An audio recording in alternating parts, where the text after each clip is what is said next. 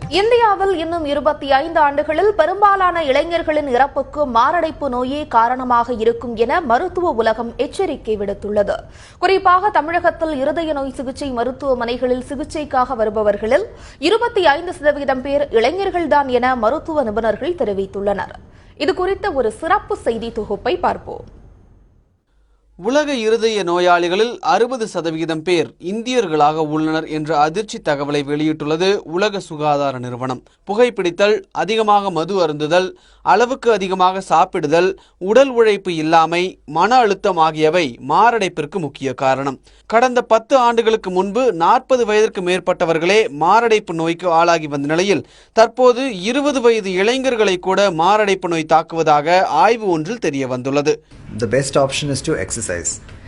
நம்ம வீட்டில் சாப்பிடணும் as much as possible and fresh fruits, fresh vegetables, oil ரொம்ப கம்மி பண்ணணும், especially fried foods avoid பண்ணிட்டு having a lot of fresh fruits, fresh vegetables, avoiding junk food as much as possible and having physical exercise. எல்லா நாளைக்கும் time சரி ஸ்போர்ட்ஸுக்கு போகிறது time கிடையாது யாருக்குமே, அல்லனா ஜிம்முக்கு போகிறதுக்கும் தேவையில்லை. ஆனாலும் we must go for at least ஒரு walk or a jog. காத்தால எழுந்து ஒரு அரை மணி நேரம் நடக்க முடியும்னா அதுவே போதும்.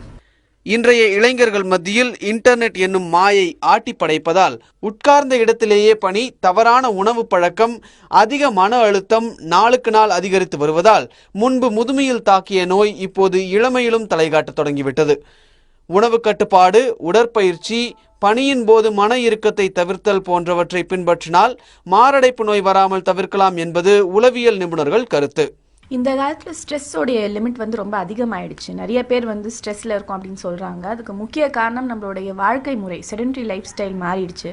ப்ளஸ் ஜங்க் ஃபுட் ஆகட்டும் அண்ட் அந்த மன அழுத்தம், ஸ்ட்ரெஸ் இருக்கும்போது உடனே எல்லாரும் பண்ணுறது ஒன்று ட்ரிங்கிங், இல்லை ஸ்மோக்கிங், இல்லை அவங்க தான் ஜாலியாக இருக்கதா நினச்சி ஏதாவது ஒரு தீய பழக்கத்துக்கு அடிமையாயிடுறாங்க. இது எல்லாம் மன ரீதியாகவும் பாதிப்புகள் உண்டாக்கும், ப்ளஸ் உடல் ரீதியான பாதிப்புகளும் உண்டாக்கும். அன்றாட உணவில் சைவத்தில் காய்கறிகள், பழ வகைகளுக்கும் அசைவ உணவுகளில் மீன் வகைகளுக்கும் முக்கியத்துவம் கொடுக்க வேண்டும். இவ்வாறு கடைபிடித்தால் இதயத்திற்கு இதமாக இருக்கும் என்கின்றனர் உணவு ஆலோசகர்கள். இப்போ சுகர் பேஷண்ட்ஸ் கூட சுகர் கண்ட்ரோல் இருந்துச்சுன்னா டயட்டிஷியன் ரெக்கமெண்ட் பண்ணுற மாதிரி ஃப்ரூட்ஸ் எவ்வளோ அலவன்ஸ் சொல்கிறாங்களோ அவ்வளோ எடுத்துக்கலாம். இப்போ other individuals or non diabetics you can have 2 to 3 fruits up to 200 to 300 grams of fruits ஒரு நாளில் எடுத்துக்கிறதுல பிரச்சனை இல்லை. அதே மாதிரி நம்ம ஜங்க் ஃபுட்ஸ்ன்னு சொல்கிறப்போ இந்த சுகரி பெவரேஜஸ்ன்னு சொல்கிறோம், ஆல் ஏரேட்டட் ட்ரிங்க்ஸ், இது நீங்கள் டயட்டில் கம்ப்ளீட்டாக அவாய்ட் பண்ண வேண்டியது அவசியம்.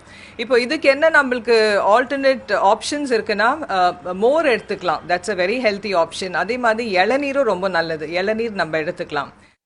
வயது வித்தியாசம் இல்லாமல், அறிகுறி இல்லாமல் அமைதியாய் தாக்கும் மாரடைப்பை தடுக்க மின் துடிப்பு வரைவு எனப்படும் இசிஜி, மின் ஒளி இதய வரைவு, இதய காந்த ஒத்ததிர்வு வரைவு எனப்படும் எம்ஆர்ஐ மற்றும் பல்வேறு இரத்த சோதனைகள் உள்ளன.